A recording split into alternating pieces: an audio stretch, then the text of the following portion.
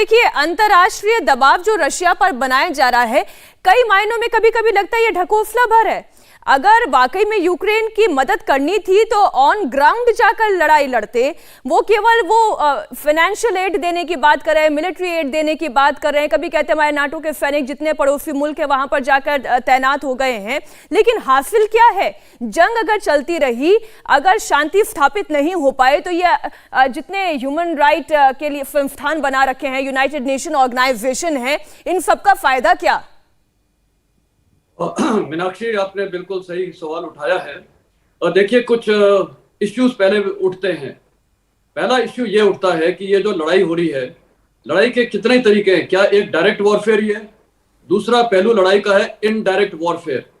रूस जो अभी आज की तारीख में लड़ाई कर रहा है वो टोटल डायरेक्ट वॉरफेयर है, लेकिन नाटो और यूएस जो कर रहा है वो इनडायरेक्ट वॉरफेयर है।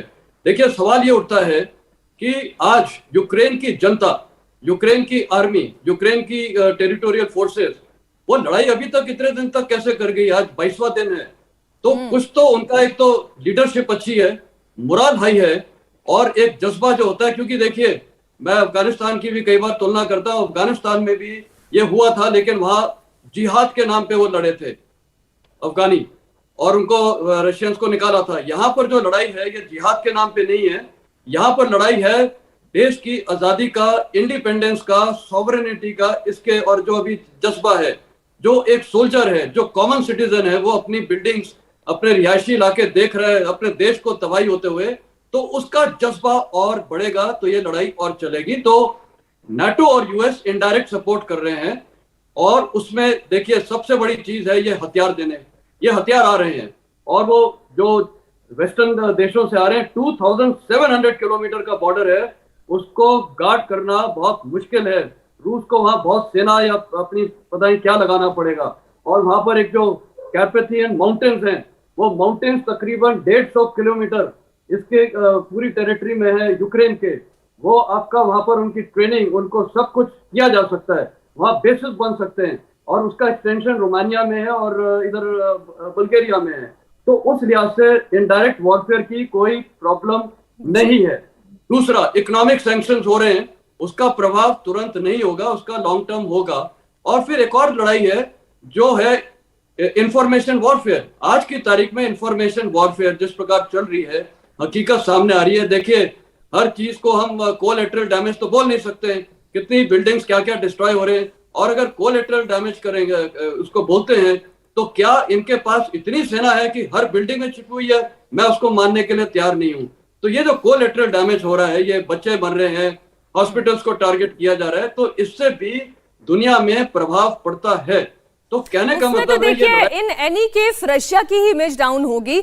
हमारे डिफेंस एडिटर मनीष भी स्टूडियो में मौजूद है। मनीष, देखिए, जो तस्वीरें वहां से आ रही हैं, मैं निवेदन करूंगी कुछ और तस्वीरें, जो बड़ी खबरें हैं वो जनता के सामने हम रखें, जिसमें मारियोपोल से आई हुई, खार्किव से आई हुई कुछ तस्वीरें हैं, जहां पर मनीष यूक्रेन का रेजिस्टेंस भी दिख रहा है, रशिया की ताकत भी दिखाई दे रही है, लेकिन एंड गेम अभी तक रशिया अचीव नहीं कर पाया है।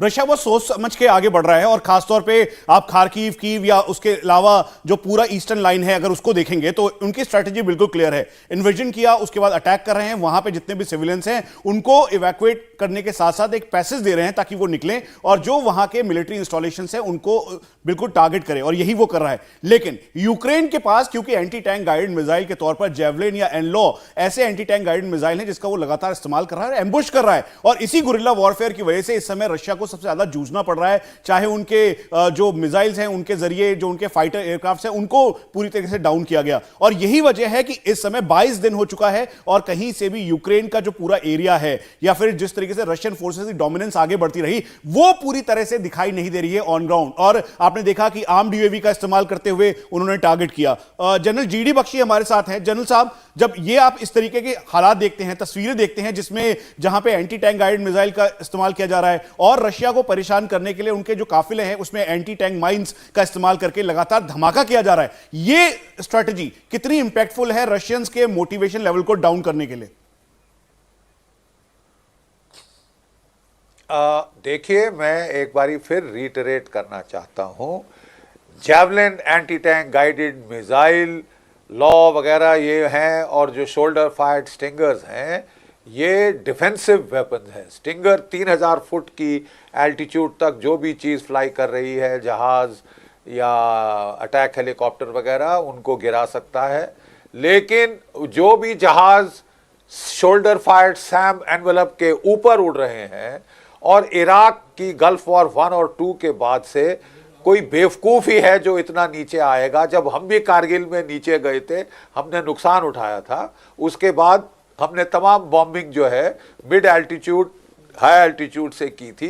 प्रिसीजन गाइडेड म्यूनिशन ज़्यादा लगाने पड़ते हैं। डम ग्रेविटी बॉम्ब्स पे हमने भी strap on GPS guidance kits लगा दिए थे।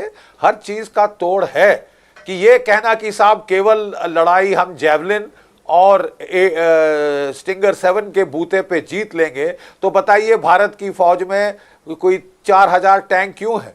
चीन के पास कोई 7-8 हजार टैंक क्यों है?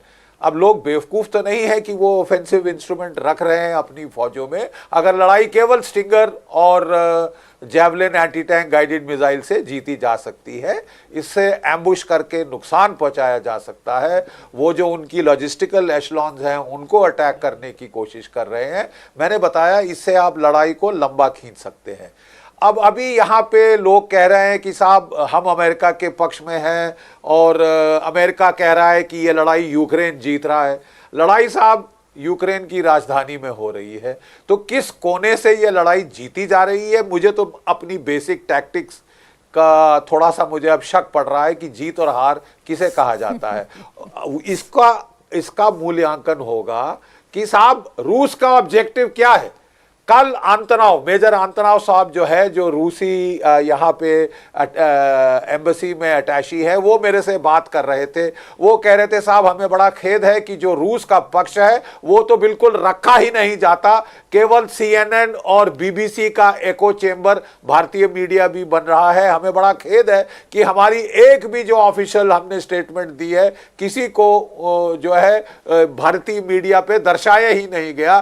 केवल यूक्रेन ज़ेलेंस्की साहब बड़ा अच्छा जो है नाटकीय वो भाषण दे रहे हैं, बट एट व्हाट कॉस्ट? क्या रूस का ऑब्जेक्टिव है खीव और तमाम शहरों पे कब्जा करना? वो साफ मना कर रहे हैं। वो कहते साहब हमको जाके स्ट्रीट फाइटिंग करनी, जबकि हमको पता है चप्पे चप्पे पे एंटी टैंक गाइडेड मिसाइल हैं और जो शोल्डर फायर्ड मिसाइल हैं। को हम पागल हैं, हम बेवकूफ हैं?